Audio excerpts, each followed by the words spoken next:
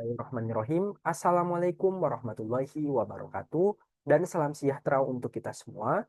Pada kesempatan kali ini, saya Muhammad Hadrianto dengan NIM H0512211046 akan mempresentasikan seminar statistika satu saya dengan judul Pemodelan Rare Event Weighted Logistic Regression untuk klasifikasi pada data tidak seimbang dengan studi kasus data keluarga berisiko stunting di Kabupaten Jeneponto pada tahun 2024 dengan dosen pembimbing Ibu Dr. Rana Islamiyati, SSI, MSI.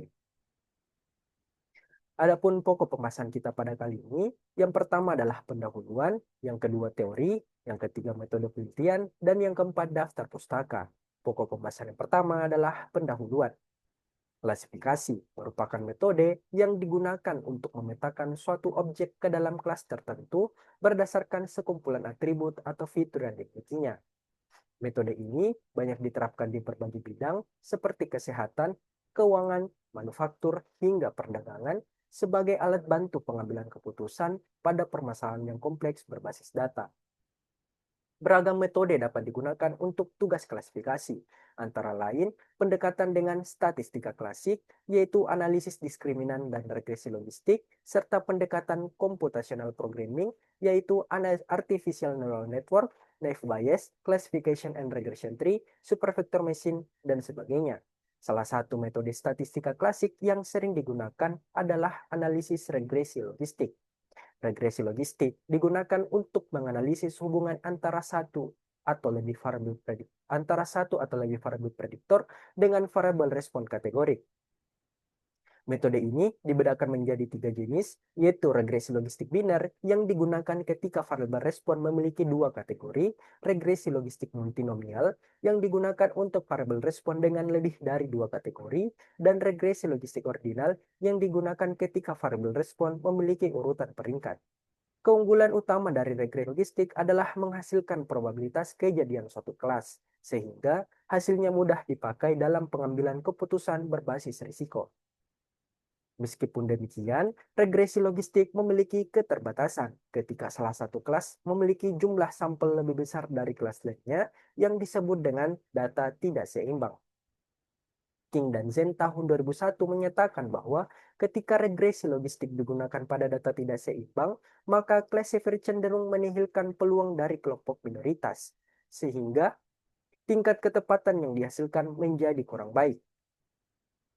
Terdapat banyak kasus permasalahan data tidak seimbang di berbagai bidang, antara lain deteksi penipuan kartu kredit, yang kedua adalah infeksi cacat manufaktur, luaran kritis di perawatan intensif, dan mortalitas ICU. Hal tersebut menegaskan bahwa perlunya penanganan ketidakseimbangan kelas pada data. Berbagai pendekatan telah dikembangkan untuk menangani data tidak seimbang. Salah satu pendekatan yang paling banyak digunakan adalah teknik resampling, yaitu suatu teknik untuk membentuk sampel baru dari data yang tersedia sehingga proporsi kelas menjadi seimbang. Teknik ini dikelompokkan menjadi 3 kategori, yaitu undersampling yang mengurangi observasi pada kelas mayoritas, oversampling yang menambah representasi kelas pada minoritas, serta pendekatan over-undersampling yang menggabungkan keduanya. Namun, teknik resampling memiliki beberapa kelemahan, yaitu jika kita menggunakan undersampling, maka akan berisiko membuang informasi penting yang justru membedakan kedua kelas, sedangkan ketika kita menggunakan oversampling, maka akan rentan menyebabkan overfitting akibat duplikasi data. Penanganan data tidak seimbang pada regresi logistik terus dikembangkan untuk meningkatkan ketepatan klasifikasi pada kelas minoritas. King dan Zen tahun 2001 mengusulkan koreksi bias pada regresi logistik untuk data tidak seimbang agar estimasi probabilitas kelas minoritas menjadi lebih akurat. Kemudian, Moulf dan Travelis tahun 2011 juga mengusulkan metode Rate Event Weighted Kernel Logistic Regression yang mengintegrasikan antara weighting, regularisasi, kernalisasi, dan koreksi bias, dan kombinasi ini menjadikan RLKL efektif untuk klasifikasi pada data tidak seimbang. Namun, keterbatasan dari metode ini adalah hanya disarankan untuk data yang berukuran kecil sampai menengah.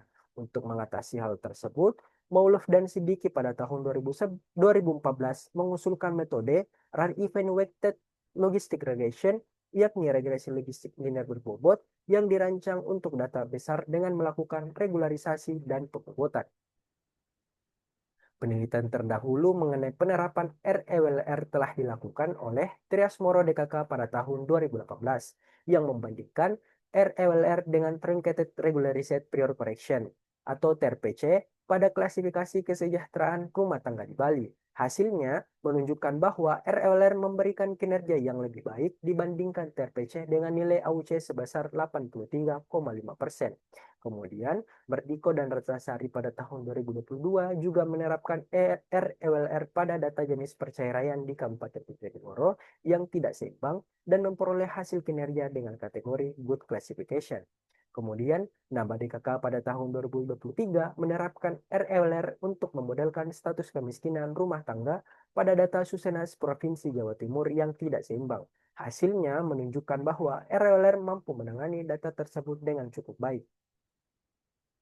Ketiga penelitian tersebut berfokus pada isu sosial, kependudukan, dan kesejahteraan. Sehingga pada penelitian ini, REWLR diterapkan pada bidang kesehatan masyarakat dengan studi kasus data keluarga berisiko stunting di Kabupaten Jeneponto.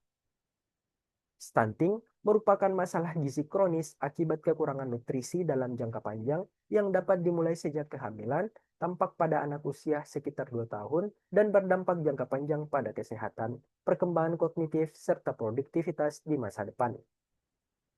Berdasarkan hasil survei status gizi Indonesia, prevalensi stunting pada tingkat nasional mengalami penurunan dari 21,5% di tahun 2023 menjadi 19,8% di tahun 2024. Angka ini masih menjadi tantangan karena target rencana pembangunan jangka menengah nasional adalah 14,2% pada tahun 2025 sampai tahun 2029. Di Sulawesi Selatan, SSGI tahun 2024 menunjukkan prevalensi sekitar 23,3%, lebih tinggi dari rata-rata nasional. Salah satu kabupaten yang menyumbang prevalensi tertinggi adalah Kabupaten Jeneponto sebesar 37% yang jauh di atas rata-rata provinsi. Hal ini menunjukkan urgensi penelitian yang lebih mendalam untuk memahami dan menganalisis faktor risiko utama stunting. Maka dari itu, penelitian ini mengangkat judul sebagai berikut. Adapun tujuan penelitian pada penelitian ini yang pertama adalah memperoleh estimasi parameter model rare event weighted logistic regression menggunakan metode maximum likelihood estimation. Kemudian tujuan yang kedua adalah memperoleh model dan informasi mengenai faktor yang berpengaruh signifikan terhadap keluarga berisiko stunting di Kabupaten Jeneponto tahun 2024 menggunakan metode rare event weighted logistic regression. Kemudian yang ketiga adalah memperoleh performa model hasil klasifikasi keluarga berisiko stunting di Kabupaten Jeneponto tahun 2024 menggunakan metode rare event weighted logistic regression. Kemudian, manfaat penelitian ini dia diharapkan untuk yang pertama memberikan wawasan mengenai penerapan metode rare event weighted logistic regression dalam menangani permasalahan klasifikasi pada data tidak seimbang. Kemudian yang kedua adalah memberikan wawasan mengenai faktor risiko yang berkontribusi terhadap keluarga berisiko stunting dan dapat digunakan sebagai dasar dalam perumusan kebijakan kesehatan di Kabupaten Jeneponto. Adapun batasan masalah yang digunakan, yang pertama adalah data yang digunakan adalah data keluarga berisiko stunting beserta 10 variabel yang diduga mempengaruhinya di Kabupaten Jeneponto tahun 2024. Kemudian pemodelan menggunakan pembagian data 80% training dan 20% testing menggunakan teknik sampling stratifikasi. Kemudian nilai lambda yang digunakan sebagai parameter regularisasi adalah 1-10 dengan increment sebesar 1. Adapun teori yang digunakan pada penelitian ini adalah regresi logistik biner, data tidak seimbang, regularization, rare event weighted logistic regression, pengujian signifikansi parameter, interpretasi koefisien parameter, uji kesusian model, ketepatan klasifikasi model, dan keluarga berisiko stunting. Adapun jenis dan sumber data, data yang digunakan pada penelitian ini merupakan data sekunder, yaitu data keluarga berisiko stunting di Kabupaten Jeneponto pada tahun 2024. Data tersebut diperoleh dari Badan Kependudukan dan Keluarga Berencana Nasional Perwakilan Sulawesi Selatan. Data keluarga berisiko stunting yang digunakan terdiri atas 42.688 observasi.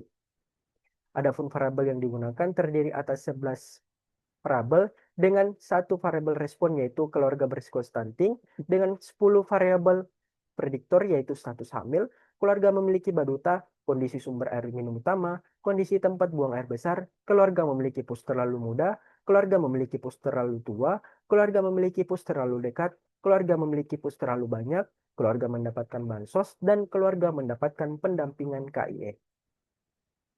Adapun metode analisis data yang dilakukan pada penelitian ini terdiri atas 3 bagian untuk mencapai atau menjawab tujuan penelitian. Adapun tujuan penelitian pertama adalah memperoleh estimasi parameter model menggunakan MLL dengan tahapan sebagai berikut, yaitu yang pertama mendefinisikan model dasar regresi logistik, kemudian membentuk fungsi log livelihood, kemudian menambahkan komponen regularisasi ke dalam fungsi log livelihood, kemudian menentukan pembobot berdasarkan rasio kejadian sampel dan populasi, kemudian membentuk fungsi regularized weighted log livelihood, kemudian menghitung vektor gradient, kemudian menghitung matriks Hessian, kemudian melakukan iterasi Newton-Raphson menggunakan gradient dan Hessian, kemudian estimasi parameter numerik menggunakan truncated Newton. Kemudian tujuan yang kedua adalah melakukan pemodelan RWLR dengan tahapan sebagai berikut, yaitu yang pertama melakukan analisis statistik deskriptif, kemudian melakukan pembagian data training dan testing menggunakan sampel stratifikasi, kemudian melakukan pemodelan RWLR, kemudian mendapatkan estimasi parameter, kemudian menghitung probabilitas dan prediksi kelas observasi, kemudian memilih parameter regularisasi optimum berdasarkan nilai OC, kemudian menetapkan model terbaik, kemudian melakukan uji signifikansi parameter, kemudian melakukan uji kesuksesan model, dan melakukan interpretasi hasil model terbaik. Kemudian tujuan penelitian yang ketiga adalah menghitung ketepatan klasifikasi model RLR dengan tahapan sebagai berikut. Pertama adalah membentuk confusion matrix, kemudian menghitung sensitivity dan specificity, kemudian menghitung nilai Gini, kemudian menghitung nilai AUC, dan melanjutkan kesimpulan. Adapun daftar pustaka yang digunakan pada penelitian ini adalah sebagai berikut.